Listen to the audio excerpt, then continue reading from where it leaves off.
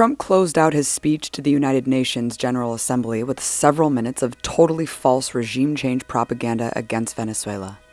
The socialist dictatorship of Nicolas Maduro has inflicted terrible pain and suffering on the good people of that country. This corrupt regime destroyed a prosperous nation by imposing a failed ideology that has produced poverty and misery everywhere it has been tried. We and all others have a goal.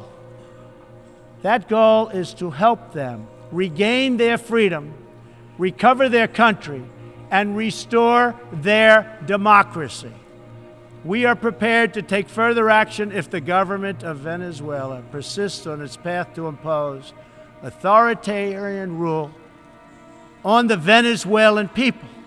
What Trump and the corporate media continue to ignore is that the Bolivarian movement started by Chavez has mass popular support. Yet these millions of Venezuelans are silenced in every discussion about the crisis. To understand more about this movement and the challenges it faces, I sat down with Professor Chris Gilbert of the Bolivarian University of Venezuela. Chavez first grew to enormous popularity in 1992, of course, after the unsuccessful attempt at overthrowing the government back then. Describe Venezuela prior to the Bolivarian Revolution. What created such conditions for this? How did Chavez win the hearts and minds of the people? Well, it's hard to know where to begin. I mean, people often begin with 1989, which was the Caracas, the kind of uprising, which actually didn't begin in Caracas, but it ended up with that name. It was an uprising against neoliberalism, you could say. I mean, in all of Latin America in the 80s, they applied neoliberal packages, we call them, structural adjustments and things like that. And it's interesting that it happened the same year as the Berlin Wall came down. So in one moment in which neoliberalism or capitalism is advancing, it's also, there's rebellions here. And then, of course, another famous rebellion is the Zapatista one. But that was a terrible event, essentially. I mean, people rose up because of lack of food. The thing that actually sparked it was bus fares. Carlos Andrés Pérez, who was this alleged, a social democratic president. Social democratic is always something that seems closer and closer to hell, frankly. I mean, closer and closer to simply a right-winger. And he was elected. People thought he would do something positive for the country because there had been a boom in his first presidency. But to people's surprise, maybe they shouldn't have been so surprised, he implemented a structural adjustments package, and people rebelled against it. And there was a terrible repression. They put a state of siege in the city. They suspended people's rights, and probably 4,000 people were killed in a few days. No one really knows how many. That's another impressive and terrible thing. And so that was a spark. I mean, I think that Chavez had been developing a movement, a conspiracy movement in the army for some time. But that certainly put the accelerator on the thing. And then 3 years later, it's the event that you referred to, in the failed military uprising in 1992, which led to this famous speech called Por Ahora. Now we call it Por Ahora because Chavez said, well, we failed to achieve our objectives, Por Ahora, meaning that he would try to achieve them through another means. So he went to prison, and he immediately became a reference. Apparently, right afterwards, there was Carnival, and kids dressed up as Chavez in the streets. So he became this kind of reference. Some people say there was a popular movement without leadership in 1989, and then in 1992 there was a leadership without a popular movement behind it, which is why the military uprising failed. And so from there, when Chavez got out of prison, Chavez initially didn't think he would go for elections. He thought he would stay in some kind of extra electoral mode, but he eventually decided to go for elections, and he won a rather significant victory in 1998, and that's how he became president. Mm. And when he did win the presidential election, it was dubbed the Bolivarian Revolution, not the Chavez Revolution. How was his movement just an extension of Simón Bolívar? Well, that's one thing that I'm interested in, because I think a lot of people think that that's just kind of ornament in the whole thing. Simón Bolívar is just ornament, no? Simón Bolívar was the liberator of the Americas, and he became a popular leader, a popular caudillo, but it failed. That's the most important thing, is the bigger project of Bolívar failed. So the most important thing is that Chavez wanted to take up that project again and continue it.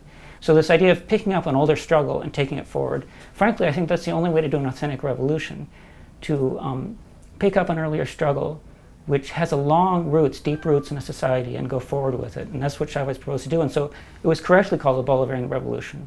I think it's much more important to think the socialist element is a consequence of the Bolivarianism. but it's extremely important to keep the Bolivarian roots to the revolution. And you talk about the move between rejecting neoliberalism to rejecting imperialism to embracing socialism. Talk about that trajectory. Sure, I think it's important that it was an organic process, right? Just as I believe in an authentic revolution or a possible revolution, because a possible revolution has to have a massive following. So you can't just pull it out of your hat and say, look, here's my revolutionary project. No, it has to have deep roots in a society. And then it's important that there be an organic process, right, that leads from initial solving of problems, right?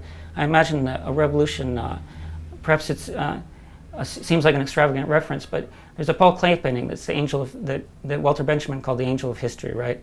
And it's this angel that supposedly looks at the ruins of history. I think it's an important idea that a revolution should look at the ruins of history, the terrible tragedy, the genocide of Latin America that's existed in Latin America. And then from that, try to begin to solve it. But there has to be an organic process that mediates between those different elements, in which you realize that solving these problems, just 500 years of social disaster, of social domination, imperialist colonial domination, that the only way to solve that is being anti-imperialist and then later socialist, But it's important that be an organic process that leads to this kind of strategic goal, which is, in a very brief manner, you could call socialism or communism. Mm-hmm. Many people in the U.S., including supporters of the Bolivarian Revolution, simply recognize the social achievements of Chavez, housing projects, healthcare, etc. But a big significant change, which you talk a lot about, are the colectivos, this kind of self-empowerment. It's a popular form of organization, often armed, fortunately, I would say, because there's because it's necessary. A lot of them arm themselves initially to combat drugs in their communities.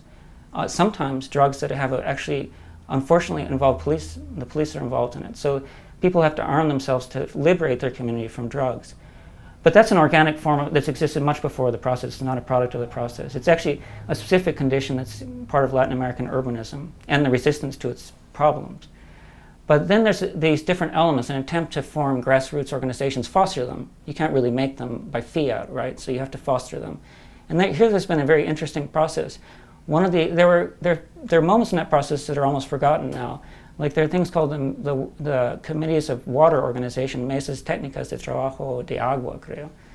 And they were attempts to solve the water problems, which are often like sewage water and also getting drinkable water to the barrios. And then there was also the Consejo Comunales, which started in 2005. These are community councils. They were successful, interesting project. And then from that, there was an effort to form the communes. And the commune is a fascinating proposal that hasn't really gotten off the ground the way it should be. But I believe that was Chavez's key strategic plan, We talked about how he began with an anti-neoliberal project, which anti-neoliberal is a big word, you could say, trying to solve the problems that were at hand, You have to solve the social problems that are at hand. And then the anti-imperialist one, and then the socialist one. But the socialist one came to have a very articulated content, and that content involved the commune. And the commune was to be a form of grassroots democracy, but it was also supposed to be productive. It's supposed to take over part of national production and ultimately form a communal state, which is an interesting idea. It's kind of a forgotten chapter of Marxism. Most people think that Marxist idea was taking state power, which is correct. But at a certain point, Marx thought there should be a communal state. He kind of revised his ideas and developed this idea of a commune, partly based on the Paris Commune and partly through his knowledge of Russian communes, Russian agrarian communes. Marx thought that there could be a communal state. And it's interesting that Chavez, I don't know if it was because he knew about Marx's idea. I think it was more an authentic construction of his own, that the commune could be this political and economic unit that would be a step towards socialism. And talk more about how they worked and I guess the shortcomings today of them that you've written about. Apparently there's 1,500 communes that are registered, and there are communes that actually work and produce things that are both political and economic units. There's one here actually in Caracas called El Panal, the Beehive, and it's the project in some degree of Alexis Vive, which is initially a colectivo in 23 de Enero, which is a large barrio here. There's also a very functional, I'm just mentioning a few, there's a very functional one in the Lara state called El Maizal, the maize grove or something like that, the corn grove.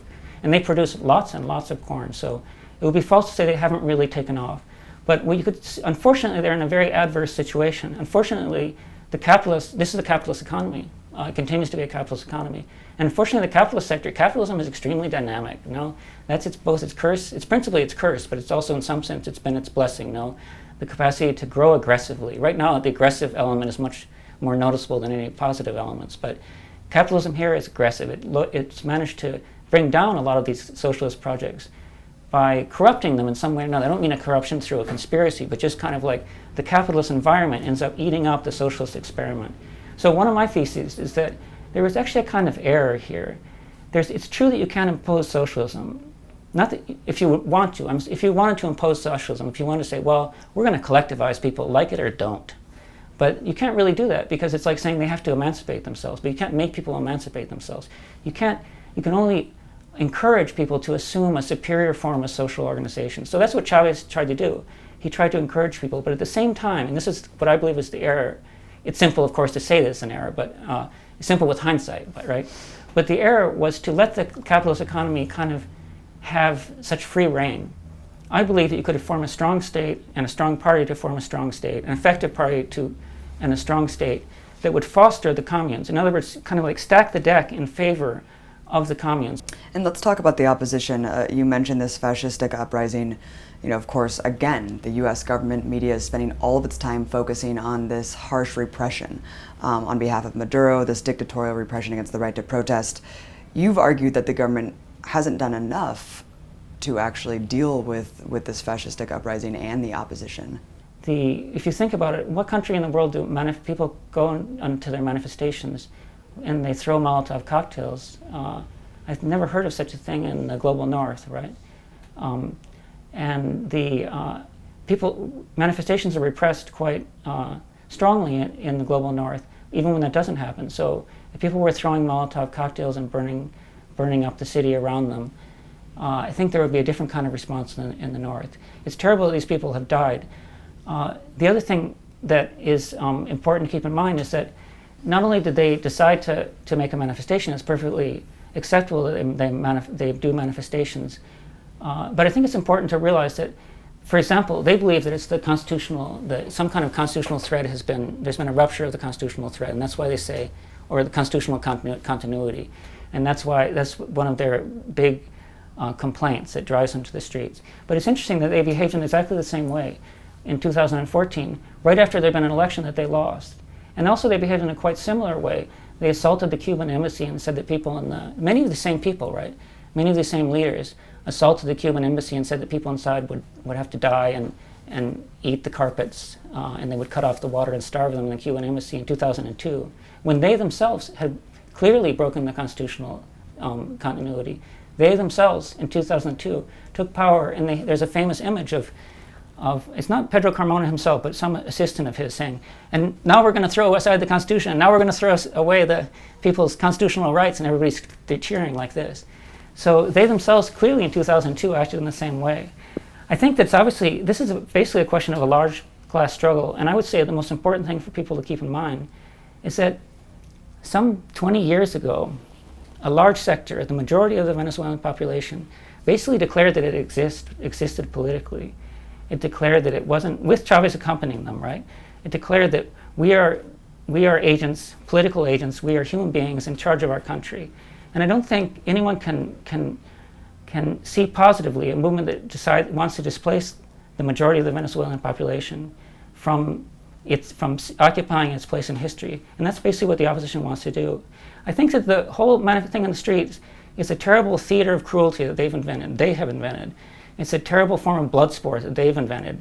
But they do it really just simply to distract in a way, because the real political project is other. If you think about it, like manifestations in history, these are different, people think, like what they call a guarimba here, they think it's some kind of connection with a barricade of the 19th century.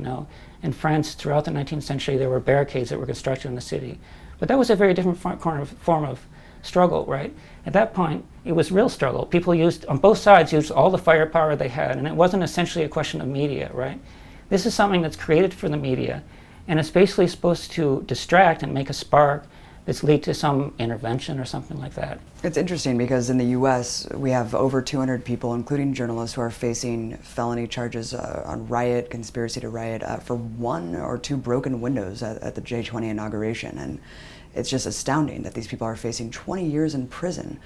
Meanwhile, the U.S. press dares to call what's going on here a dictatorial repression and brutality. I mean, I was in the middle of one of these manifestations and I saw it firsthand. They said, only film the violent response. It was clear that they were provoking a violent response from the military. And the night that we were out there were no arrests, which was astounding to me after seeing them burning down the highways and pulling people out of cars and using these vehicles to block highways. Talk about kind of what they've done. Like, what is the nature of the opposition? Because it's not just obviously these people that are out there on the streets. It's a broad coalition. But why do they allow these people to represent them? Well, I think, like we could say, they're the image in the mirror of some. I mean, in the left, we believe that in pursuing different forms of struggle, right? Often a left movement will have an armed dimension and a political dimension, and the right wing does the same thing, right? Often, but their violence is quite a bit. Not only are they in the wrong, but they're usually quite a bit more violent quite a bit more violent and quite a bit more cruel than the left has been. The left normally pursues clear political objectives, whereas this violence is extremely erratic, right? They seem quite as willing to kill their own people, just to make and then they'll put the blame on someone else. The Pacific side of the opposition, the MUD. Now, I think it's important to point out that they can put a lot of people on the street, right? The MUD can put a lot of people on the street. In Caracas, in the big cities, Venezuela is not exceptional, right? Because the big cities are full of people who tend to be richer. So, not surprising they can put a fair number of people in the streets. And all those people, the majority of them perhaps are not violent. But there is an organic relation between the whole movement and the violence they permit. People, in our media, they point to Freddy Guevara meeting with the leaders of the Guaremba, and that's important. But you really don't need to see that to understand it to be the case, right? Essentially, it's a coordinated thing, and they use this kind of armed struggle to achieve their goals. And it's been successful quite often. For example, in 2014, they managed to get very strong, very favorable concessions from the government using a kind of violent street tactics like this. They learn from their own mistakes sometimes, and they adjust their strategy accordingly. For example, this whole movement probably has the counter-revolutionary movement right now probably has its deepest roots in the 2007 student movement. There was a student movement, right-wing student movement that emerged in response to the Chavez's first attempt to put it to move socialism as a program, his first attempt to readjust the mediatic spectrum a bit, and then there came this counter-revolutionary student movement. That actually was one of the opposition's first successes, and they kind of go on recreating that. But one of the craziest things is they talk about civil disobedience, right? I always think they're disobedient. Would that they were civil. They never were very civil, and their civility is always a lot less. You mentioned that it's interesting that in 2014 this happened right after a huge election. Yes, Maduro won by a razor-thin margin, but it was still a fair election. I mean, the Jimmy Carter Center said Venezuela has among the fairest elections in the world. Now the demands seem odd because it seems like it's contradictory. They're calling to oust the dictator and also for new elections. So which is it? Is it a dictatorship, or do they just want elections sooner? But they are fair elections. I mean, do you have a comment on that? Yeah, it certainly seems to be. I mean, you could imagine those are different fractions of the opposition, but they probably just kind of pursue an irrational. They probably throw a lot of irrational things together in a bag. I mean, if you want a clear example that essentially a rational, contradictory proposal can be elected, can be promoted and win political space, Trump. I mean, Trump threw 1,000 ideas, almost exclusively bad ones, in the air, and but many of them contradictory among themselves. So contradictory isn't necessarily a failing, especially when you're not in power. So I think that it's true that this government has one of the best records as a democracy that you can have, right? It's an extremely transparent, advanced electoral system. And it's not true that it's always fallen in favor of Chavismo. So they actually know that electoral option is a pretty good one for them. But there's complicated things, right? I think the case of Brazil, the fact that Temer arrived to power through non-electoral means actually favors his situation in some ways as far as his relation to capitalism. He has a freer hand as far as putting in adjustments, or up until now, recently there's begun a strong resistance. So I think there is some part of the opposition thinks we'd be better off arriving to power through a non-electoral means, and that would give us a freer hand, more of a tabula rasa in implementing the rather horrible things they have in their sleeves. Why do you argue that it's critical for socialists, leftists in the United States and around the world to support the Bolivarian Revolution and prevent the ouster of the Maduro government? Sure, I mean, I understand it's confusing territory, right? The media makes it very confusing. And they manage to confuse issues quite using all the tools they have in their favor. But I think the most important thing to point out is that this is an authentic revolution that has profound roots, that expresses a desire of the majority of a population that is a tremendous achievement. And whatever the failings of the current government, in some way or another the government is the authentic, even though it has many failings, and even though the thread often seems thin between it and the popular movement, it is the representative of that movement. So to simply say that this giant process will be cast aside because of a few things that are being thrown around the media incorrectly, and they don't really point to the real issues. What are the real issues here? The real issue is that a giant group of principally poor people, principally mestizos, right, faced with a small group of rich people who are principally white and believe in their whiteness, a great many of them, they want to restore and silence these people forever. I think that no one in their right mind could want to see that happening. So let's talk about the opposition. If they did get in power, what would their program look like? Yeah, well, I mean, that's a good question, and no one knows exactly what they would do. But I think the most important thing you can say about the opposition is that they want to silence people. I mean, I think you can say that there's a question of to be or not to be, right? The Venezuelan people, the majority of the Venezuelan people have said they want to be, and the opposition wants them not to be, wants them to crawl into their holes and be silent and step outside of history and not exist any longer. I think that's the most horrible thing. Now, what particular color it will have, what particular characteristics, whether it will just involve judicial prosecution or whether it will whether it could actually be something more dictatorial and fascist, that's a bit up in the air. No one knows what that would, and that could happen. Things like that could happen. Historically, when there's a counter-revolution, as happened in Chile, after 3 years of the Allende government, that was one of the most horrible counter-revolutions we've seen. And then, just the rollback of the Soviet process was a horrible process of what Naomi Klein calls shock treatment, and that is extremely destructive, almost genocidal in many respects. So whether it's Pacific in the Soviet rollback form or more violent in the Pinochet form, it's almost as equally. I mean, they're both quite awful possibilities. Mm-hmm. Yeah, we're seeing the same thing with Trump, where it seems like he's unraveling all these kind of meager gains that have happened over the last 20 years, and it's happening very quickly. It could happen quick. The rollback of these social programs, yeah. Sure. Also Venezuela. I mean, the Caribbean has produced very dynamic societies, and I think rollbacks can be, the reversibility is quite a possibility in a dynamic society like this one. But the positive side actually is you won't easily get people to forget the Chavez legacy. Mm-hmm. I mean, the Chavez legacy, which I say Chavez is like a term that should cover the whole popular movement. I think it's important to remember this is a giant popular movement with a popular effervescence that affected people, and it was an extraordinary thing to see. And it's captured in some films, but it's hard to capture in the history books, in which people really rose up and they took things into their own hands, and there was a new way of making, as Che says, I think, the extraordinary became quotidian or became ordinary. That happened. You're not going to erase that from people. People are not going to step outside of history once they've entered into it like that.